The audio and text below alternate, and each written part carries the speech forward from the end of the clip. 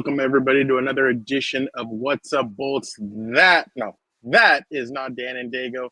That is Gilberto Manzano stepping in for Dan and Dago as Dan has taken a little bit of a vacation. He needs a little bit of a rest. So Gilbert approved of Dan stepping away for a little bit. But thank you guys so much for joining us. We were at phase 1 today at Chargers workouts and going to talk a little bit of draft. But Gilbert, welcome back. Yeah, Oh, here we usually go. what the hell? Who is this guy? Where is Dan Angel Salcedo says? I know I'm gonna get that a lot. You know what? I'll be kind. I'm gonna say this is Dan's show. I know this is where Dan's fans like to live. I call them trolls, but whatever fans you want to call them that.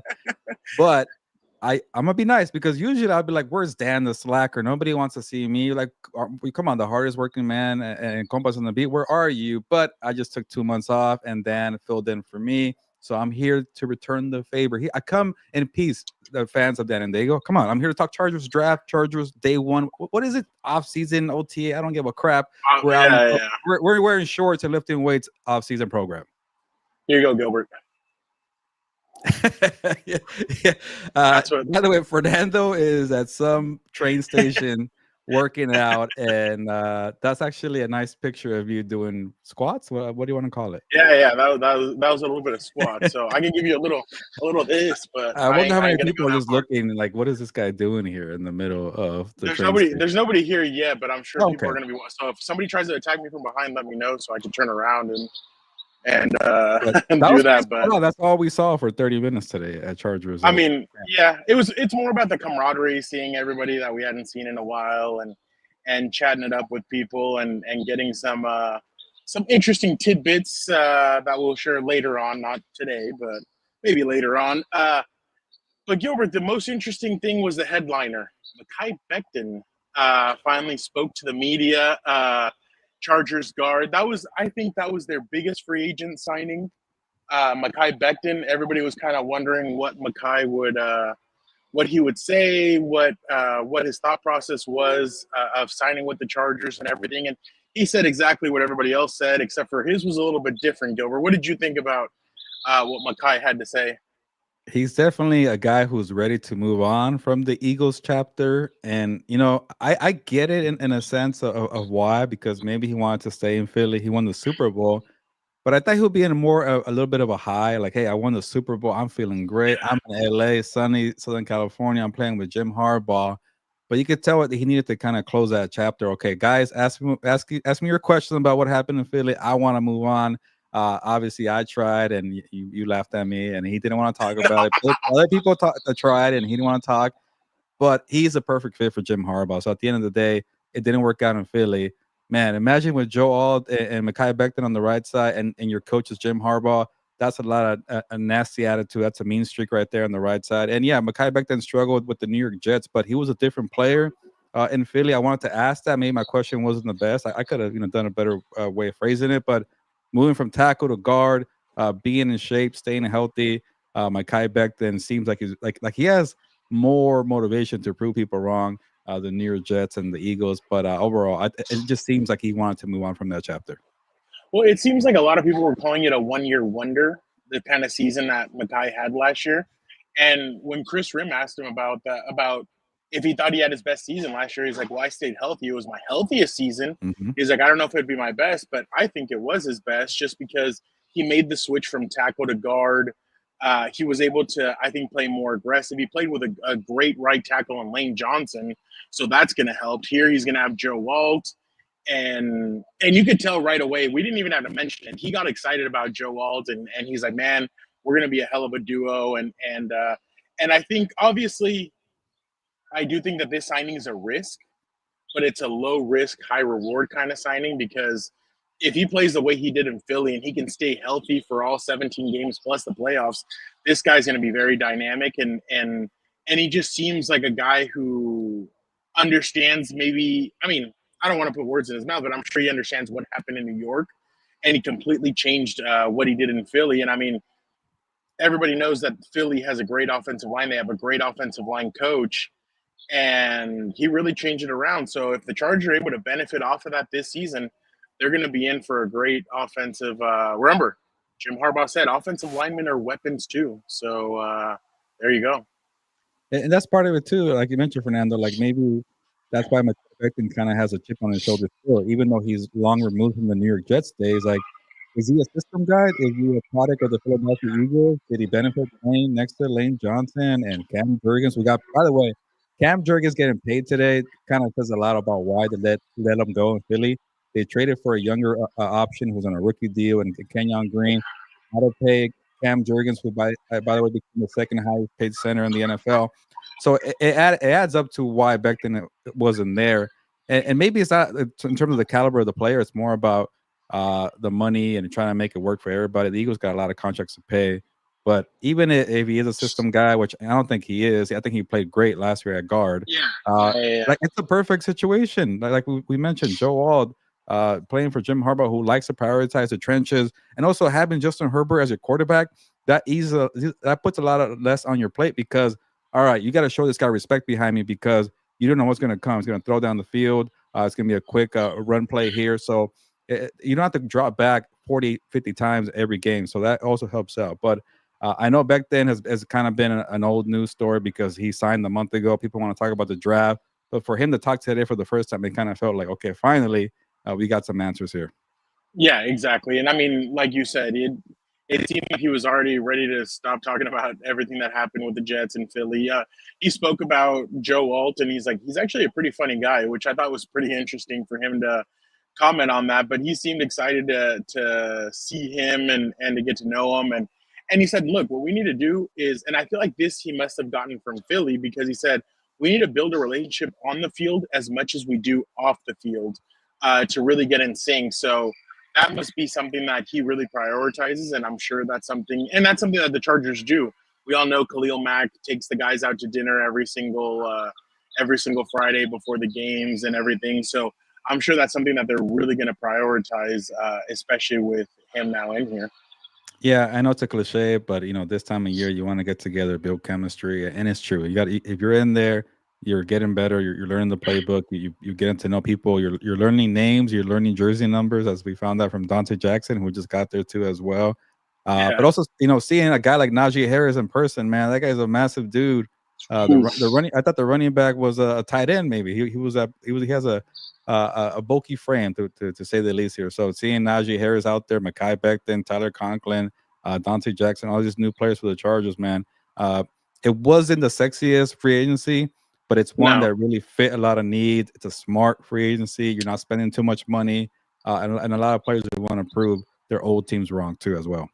When I went up to go put my phone down to record the press conference of Mekhi, he looked at me and he said hi, and I kind of looked up. I'm like, damn, this is a huge human being. He's like 6'8", 7". You said hi to Mekhi. Yeah, oh, there it is. Sorry. There it is. Dad jokes. By the way, cats. Yeah, who is Dan? I like that comment by the cats there. Cats in the cradle and the silver spoon. Who's Dan? I'm gonna take a picture. Let's go over to. Let's obviously you now go to Tyler Conklin, who we saw him and Justin Herbert chatting a little bit. He said, "Look, we just said hi to each other. Still going to get to know each other and everything." I think Tyler Conklin's a good weapon for them, especially because I mean he wasn't bad with the Jets. I think you're going to get more from him than you got from Hayden Hurst. You're going to get more from him than you've gotten from some other guys. But now you have two guys in there. I mean, I'm not trying to, because I know fans will freak out because fans are really freaked out that it might be Will Dissly and Tyler Conklin to start the season. And they're really freaking out about it. But I'm like, wait, the draft hasn't even happened yet. There's still more free agency. The trades could still. We all know Dallas Goedert and Mark Andrews are still kind of two names that are floating out there about trades and everything. So I thought Conklin was definitely interesting to hear his perspective. And I love that you asked him about what it was like playing for Aaron Rodgers, because you heard and I know where you got that from, because in the past you heard, I think you were kind of trying to pick for what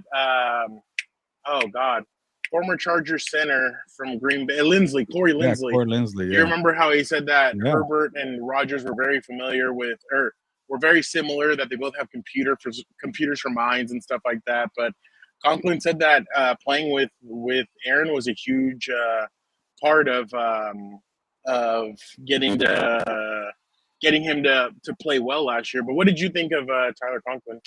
Yeah, first of all, to kind of tie it into the draft conversation with a Colston Loveland, Tyler Warren will probably be gone by the time the Chargers are picking. Oh But people lose their mind about like, oh, like why do you get in that guy when you could just go draft that guy? Like, what's wrong with competition? What's wrong with having a veteran presence at tight end? What's wrong with having two veterans and Will Dissly and Tyler Conklin? I get it. They're not Colston Loveland. They're not. He's a rookie, but they're definitely not like a Trey McBride or Brock Bowers. But you need bodies there. You need competition. And I thought Tyler Conklin has been one of the underrated tight ends. Yeah, he's not a star tight end, but he seemed to have a connection with Aaron Rodgers. That's why I asked him, because it felt like there was a couple of times where like, okay, Garrett Wilson's being double teamed before Devontae Adams got there. By the way, it was Tyler Conklin number 2, and he was in the right spots all the time. He knew how to attack the seams there in the middle of the field. Reliable hands. So to me, I like the signing. I was surprised he didn't get picked up sooner in free agency, but hey, he's an older guy. Actually, not too old. I think he started with Minnesota, had a couple of years with the New York Jets there. But regardless, say you do get a Colston Loveland, okay, more competition with Will Dissly and Tyler Conklin, and you're not sure if Loveland's going to be ready to go right away. If that's a scenario, can he go and be the starter on the NFL level? Can he be an inline tight end? Is he just a pass catcher? These are all things we got to learn. So why not have a guy like Tyler Conklin who just learned from Aaron Rodgers and is a serviceable tight end? So to me, I like the signing, and it was good to get to know him today. Yeah, and I told you after I kind of wanted to ask him, hey, I mean, if they go get Coastal Loveland, like, what do you think about that? But then I was like, No. and I was like, oh, that maybe not the first time we meet him. But for people asking the whole Keenan Allen thing from that side, it just they're focused on the draft. That's the way the Chargers are headed right now. They're focused on the draft. If it happens, it happens down the line. It sounds like. And then Dante Jackson, we also got to talk to him, cornerback. He was with the Steelers last year. I asked him about the familiarities now that he's going from Mike Tomlin to Jim Harbaugh, what's that like? He's like, well, they're both football guys. They're both high intensity and everything. I was going to ask him, Gilbert, but I decided not to. I did want to ask him, like, hey, so, like, there's Harbaugh-isms here. What, like, Tomlin's gone viral in the past for things that he said. I was going to ask him about the We do not care. Yeah, I'll wait a little bit, but again, that's another guy who he kept on talking about positionless players. That guys play all over the field. I think that's going to be interesting to see in what way Jesse Minter decides to use them, because we've heard about positionless players before with the previous regime, but now obviously it's completely different. So I thought that was pretty interesting to hear about him calling some of the defensive players in the secondary. He's like, look, Tarhi plays inside, outside, plays all over the field. Cam Hart plays different as well. So I think that was one of the positives from Jesse Minter's scheme. I think Brandon Staley mentioned it back when he was here. Like, I remember when they got Chris Harris Jr. and some other guys, they had talked about being positionless. But I think Jesse Minter actually implemented.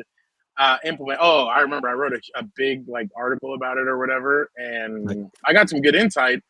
And then a Charger fan last year, commented on the Twitter post when I posted it, and he put, "This aged well." I was like, shit. I was like, hey, that wasn't on me. That's on them. I'm not 5 years from now. It's gonna be a trivia question. Did Chris Harris Jr. play for the Chargers? I'm like, I can't remember. Exactly. But Dante Jackson, I told you when we were there, he's more he takes the ball away. That seems to kind of be his MO. But what did you make about it? Because he's a talker. He seems like he likes to talk. Oh yeah, I actually enjoyed hearing his responses about just playing for the Chargers, because he said he likes to watch football. He's watching film on a lot of teams, and you could tell he did his homework on the Chargers. So it kind of put into perspective how far the Chargers secondary has come in a year. Like, just hitting on the 2 5th-round picks last year with Cam Hart, and still. Even you don't have an Asante Samuel Jr., but you bring in a Dante Jackson who could fill that void. You moved around some other pieces too as well. Obviously, you got Derwin James as your safety who could do a little bit of everything. But I think having a veteran presence there, I don't think you're complete there at cornerback. But you have so many, like you mentioned, positionless players. I can't even keep track. Elijah Molden, is he a safety or a cornerback? That's probably the best way you want to have it. So you go back and forth all the time. Same thing with Cam Hart and still so Derwin James obviously being the first one, the OG from that. Obviously going back to 2018. But to me, I started thinking like with Dante Jackson, I know he had a decent year last year. He's a little bit older, but I'm like with the young guys and all the versatility, I'm like, this is actually a pretty good secondary. And you think about it like on paper, man, like it didn't look like the best, Chargers defense, but what they did with Jesse Minter in year one, I kind of forgot about it until Dante Jackson started talking about it. I'm like, yeah, they were pretty good last year with Jesse Minter. Yeah, no, and I completely agree. And the thing is that you're now missing Christian Fulton because Christian Fulton is now a Kansas City Chief. So you're obviously going to need somebody to come in and be that veteran presence. And man, by the way, Christian Fulton got paid. We haven't even talked about that. He got some money from the Chiefs. I was very surprised. He's a talented player, but he got burned a couple of times or a good amount of times last year with the Chargers. Yeah, I think it was. What was that game? What was it, the Zay Flowers game, or is it with the Lamar Jackson? I remember he was looking at him. Yeah. He kept going after him. 2 years, $20 million for Christian Fulton. So I would think it's on like a 1 year, like the real deals, like the 1 year guaranteed money, and then you could get out of it in 2 years, but you never know. Yeah, no, I completely agree. So obviously the draft is on Thursday. By the way, guys, just to let you guys know, for What's Up Bolts, Dan and I will be doing something as soon as we're done talking to Joe Ortiz and Jim Harbaugh. We'll probably jump on and talk a little bit about the draft pick, what those guys had to say. Night two, basically the same thing. So just wanted to let you guys know that. It kind of seems like the Chargers can go anywhere. I know that last year, and everybody's saying this, last year was a lot easier because the draft basically started with the Chargers. The draft started with the Chargers last year. Everybody knew that the first four teams were going to be quarterbacks, and the Chargers really had their choice. Did they want to go Malik Neighbors or did they want to go Joe Alt? They went with Joe Alt. And I think surprisingly enough, I think, was it Breer? Somebody said that it wasn't even between Malik Neighbors and Joe Alt. It was Brian Thomas Jr.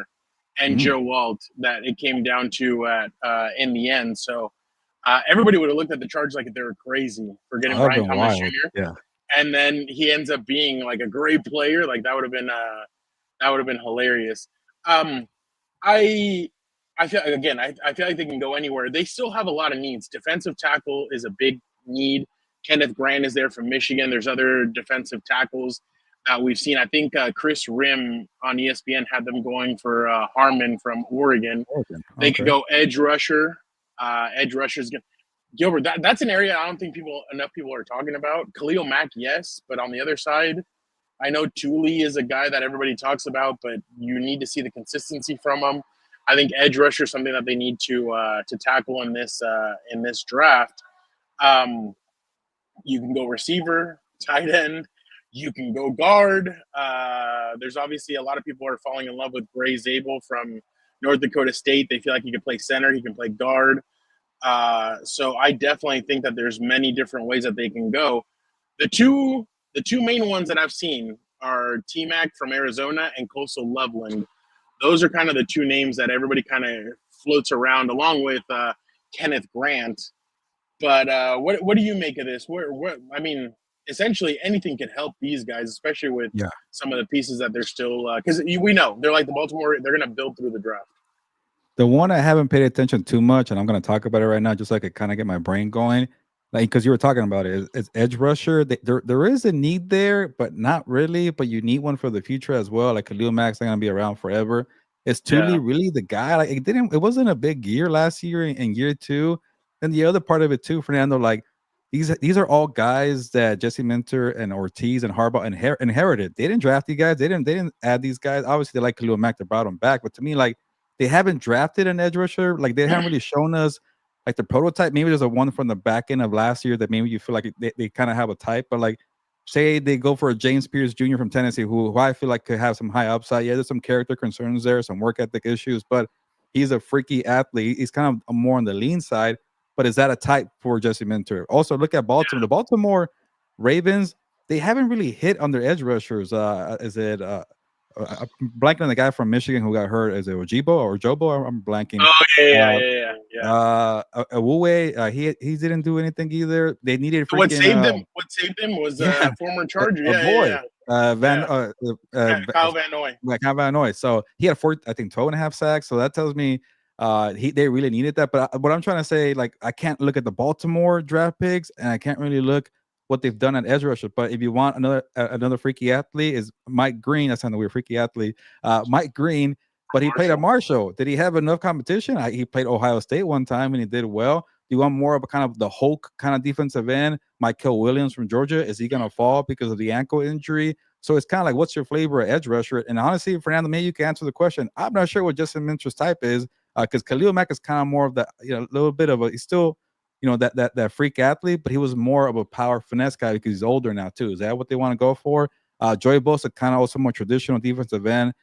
Bulky, not too athletic, but rely more on spin moves and hand movements, stuff like that. So to me, now that I think about it, like, what the hell would they do at edge rusher? But obviously, defensive tackle, you got Harmon, you got the guy Kenneth Graham from Michigan. Actually, the guy, maybe it could be a sleeper, maybe a little too high for number 22. Walter Nolan from Ole Miss. He's the one that might have the highest upside, but supposedly people didn't really like him at Texas A&M. That could be more sour grapes because he went to Ole Miss and transferred. But supposedly another one of these kind of high upside stud athlete guys that didn't really put it together for more than 2 years. But overall, I'm just intrigued for the defensive front. And obviously, we'll get to the offensive players in a bit. But to me, I don't think we've talked enough about the edge rushers and the defensive tackles. Wow, Josh Simmons, Megma 59 has like Josh Simmons. He's like Ohio State kid from San Diego. He transferred from San Diego State. Then Ohio State. He went to Madison, then transferred to Helix.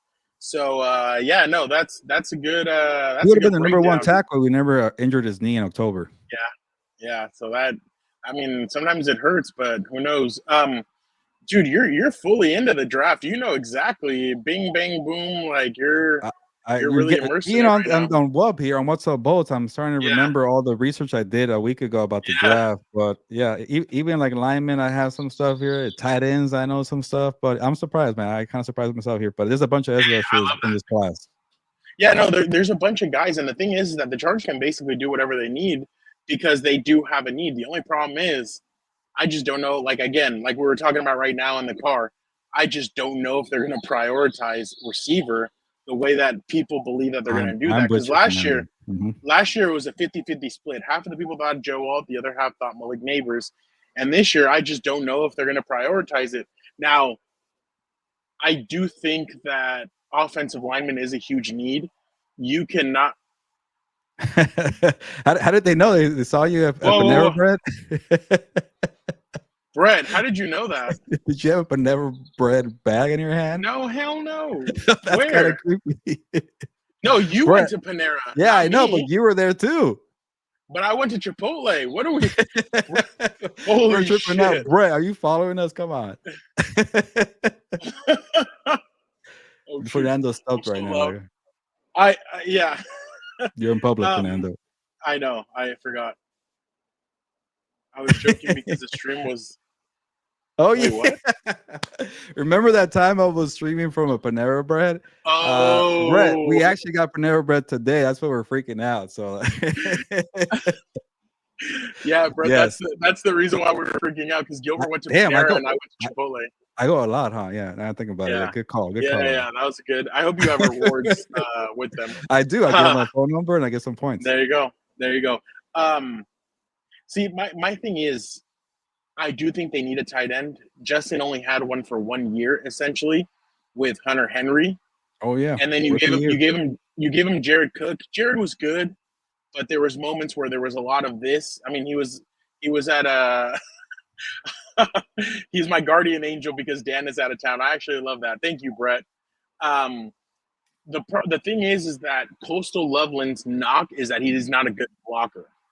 He's more of a receiving tight end, which, I mean, obviously the Chargers need to use. They could really use that. I think Ty Warren, they call him Gronkowski, and I think Coastal is the Travis Kelce. Because we all know Travis is not that good of a blocker. Rob was excellent at it. So, are the Chargers willing to do that? Now that you've got a Tyler Conklin and Will Dissly who are able to block, are you willing to give that up and use this guy? Because, again, he's big, he's athletic. I think Herbert with a tight end would be great. I saw some mock drafts where they go tight end in the first round, receiver in the second. I'm like, dude, Justin would be like, welcome, welcome, children. Like I appreciate you coming in here and helping me out. But we have to really look at what they struggled in last year, and it was scoring points and protecting Justin Herbert. Those were the two areas that they really struggled in last year. Go back and look at the Tampa Bay Buccaneers game. I watched it twice during the offseason. I've watched it twice, and both times that front seven would just attack the Chargers and would go right through, and they would completely be all over them. So the Houston Texans, the same thing. I think at one point they knew, hey, we can get home with 4 and drop back everybody else, and we're going to be able to pick it off or do stuff with them. And they were able to do that. So that's where the Chargers really struggled. The offensive line, you already have your right tackle and your left tackle are great. Your right guard, you've upgraded to Mekhi Becton. Your center, my money right now is Andre James being that center. Who knows what will happen? But right now, Andre James, that left guard still needs a change. I know Zion was a former first-round pick, but he's not these guys' former first-round pick. That was the previous regime. They can do whatever they want with him. They could cut him. I'm still waiting for somebody to ask Jim, are you guys going to exercise this fifth-year option? But I definitely think that the Chargers do need to – their highest priority is defensive tackle, guard, receiver, and tight end. Those are the 4 positions. Edge rusher, again, also. But I definitely think that that's what they need to do, because I've never seen a game like out of Justin Herbert like that Houston game. He's never thrown 4 picks in a regular season game. And I know 2 of them weren't on him, but still, you should never have struggled like that. And shit, even though he threw 4 picks, they were still in that game at one point. So they need to come back with a vengeance. I think Herbert is going to take this approach where if he was already silent before, he's going to be even quieter. And I think he's going to try and be that silent assassin to come in and try and do something. So I think it's a toss-up right now what way they try and go. But either way, I think they're in a good position. I don't think they'll trade up. That just doesn't seem like their MO. I think they'll wait and pick and see what the board tells. Remember, the board tells you everything, Gilbert. Well, Fernando, I would not be surprised if you take a guard at 22. You're alluding to it, and that's kind of what they do. A guy that would be interesting is a Gray Sable from that school that I like, North Dakota State, Easton Stick. By the way, Easton Stick found the job. Atlanta Falcons. So the Chargers essentially traded a 7th-round draft pick and Easton Stick for Taylor Heineke last season. I didn't think about that. Yeah, good point there. But Zabel from North Dakota State, I was looking at this guy's background. He played pretty much all over, but he was playing left tackle last year for North Dakota State. I think he was playing right tackle, right guard. I don't even think he had center experience, but everybody said he might be the best center in this class. So you want a center, you could put him at center. You want a good guard, you could put him at left guard. So he gives you that kind of flexibility at multiple spots there. How about Booker from Alabama? He might be the top-rated interior guy there too. I know there's another guy from Ohio State who played. He's the one that replaced Josh Simmons at left tackle, but he's more of a guard. So there's a lot of options you could do there too as well. But yeah, I get it. Everybody wants a wide receiver. To me, if McMillan from Arizona is there, I could see going that route because he fits the need. Justin Herbert needs more of a physical, taller guy with the big catch radius.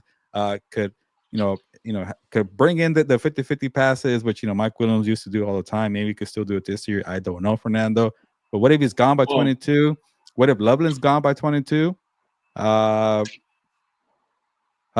that way to. Oh no, I was saying, can you imagine McMillan on one side and and McConkey and no, and Williams on the other, and McConkey in the slot.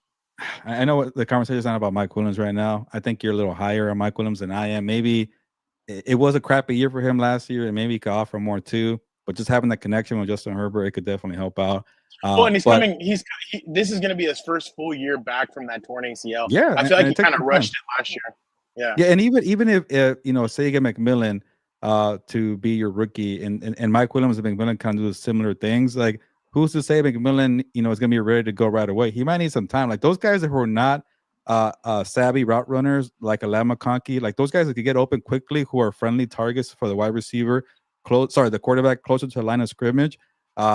those are guys that do better right away. The guys who are bigger, who need to use kind of more physical game to get open, they take a little longer. So why not have Mike Williams to help out a guy like McMillan? But go ahead and put that comment. Egbuka, that's who everybody's saying is going to Ohio be the State. best.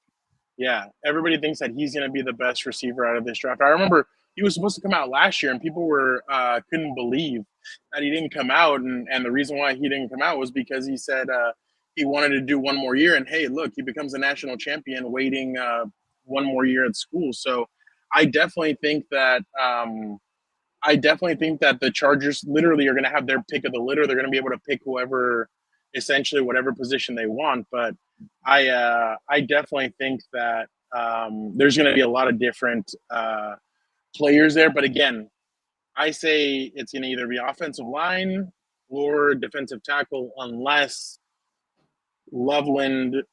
I think unless Loveland or even Will Johnson falls into them, Ooh. then maybe there could be a conversation there. But I definitely think they're going to go in the trenches with either one, just because they are. Just because I feel like that's what they're trying to build. Their defensive line last year, they still got attacked in the run. It wasn't all the way there where they were what they really wanted it to be. So you lose Puna Ford, you bring in some other defensive tackles, but I definitely. Oh, sorry, I forgot. Today I was told there is no position as defensive tackle; it's defensive line. But I definitely think that defensive line is going to be a big part of what they want to do. And again, if let's just say you have Sable as your left guard, you have Andre James as your center, Mekhi Becton, Joe Alt, and what's his name, and Rashawn Slater. That offensive line right there is a mega upgrade from what you had last year, and I feel like you could attack teams, especially because remember they have Najee Harris now at running back, and he's gonna be one of those guys that is very explosive. He's a power back, and it'll be interesting to see what these guys decide to attack in the draft. You know me, I want to see Cam Scatterboo and Najee Harris in the same backfield for Jim Harbaugh, but The I can only slowest dream. duo in the NFL. I know. I started thinking about that. What was the day we were talking about it? When we were doing we're reviewing my story. Yeah. I'm like, that's not enough juice, right? Now I think about it. These guys, like Najee Harris' knock was that he wasn't a home run hitter. I'm like, crap, and Scatterboo, but Scatterboo brings you plays out of the backfield as a good pass catcher. So you know what? Go get Caleb Johnson and Cam Scatterboo and call it a day. I saw somebody from ESPN. They had Emeka and then they had Hendrickson both going to the Chargers, and they're like, yes, this is against Jim Harbaugh's Michigan DNA, but those two guys would completely add something different to these guys. So I thought that was pretty funny. But I just honestly, guys, I just try not to guess. I don't like guessing. Like you can look as much as you want, but we don't know how the board's gonna end up looking when the Chargers pick. But a second, this organization is just so like these guys are so different minded that it's like it's gonna take you a little bit to see what way they're gonna pick and what way they're gonna do. I remember last year a lot of people lost their crap because they took Tarkeep Still in the first with the fifth pick, and they're like, oh, on this board and on that board he is rated as a 6th round talent or a 7th round talent or undrafted, and it's like. Yeah, that's what the way you guys see it, but the way these guys see it, it's completely different. So that's why I never go off of that. I remember I used to be PFF and all this other stuff, and then you hear from coaches and players like, yeah, that shit isn't real. Like we do not look at that metric whatsoever.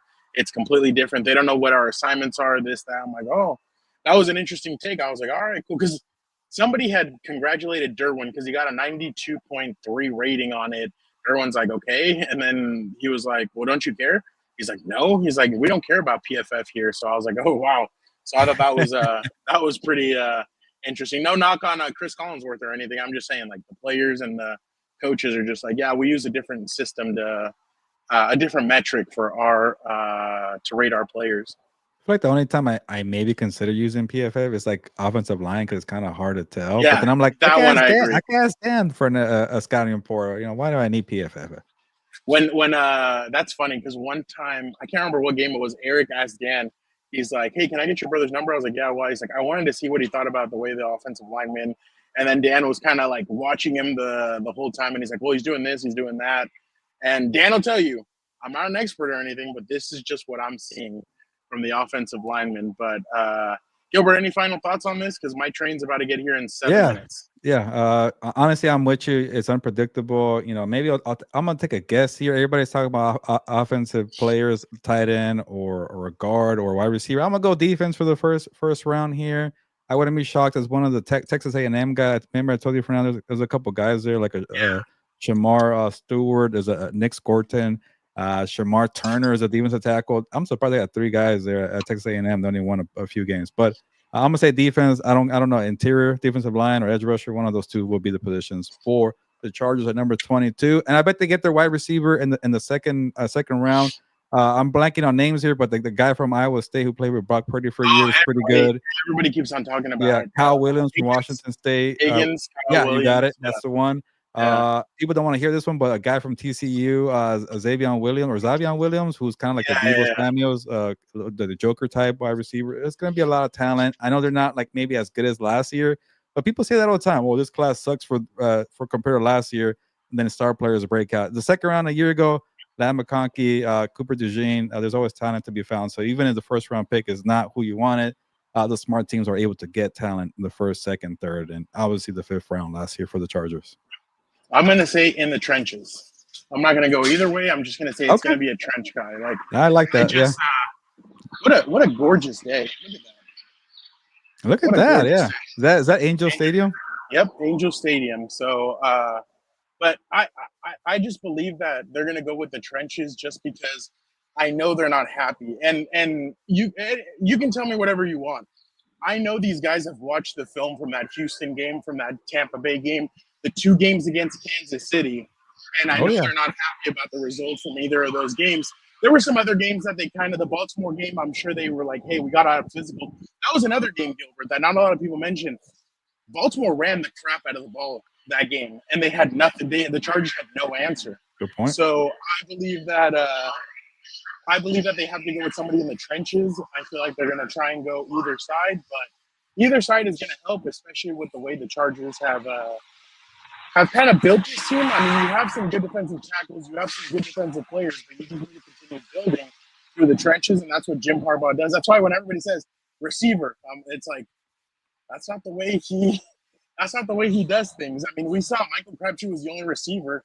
Essentially, they brought Randy Moss out of retirement when he was with the 49ers. When he was with the 49ers, he brought Randy Moss out of retirement. I remember in the Super Bowl, Colin Kaepernick broke his finger with a ball that he threw at him. Yeah, he missed it and he broke his finger. So that's another thing that I think is that they definitely are going to go with somebody in the trenches, because it just feels like that's something a Jim Harbaugh led team is going to do. And but the draft is going to be very interesting. Like I told you, with these guys in there now, things get really interesting.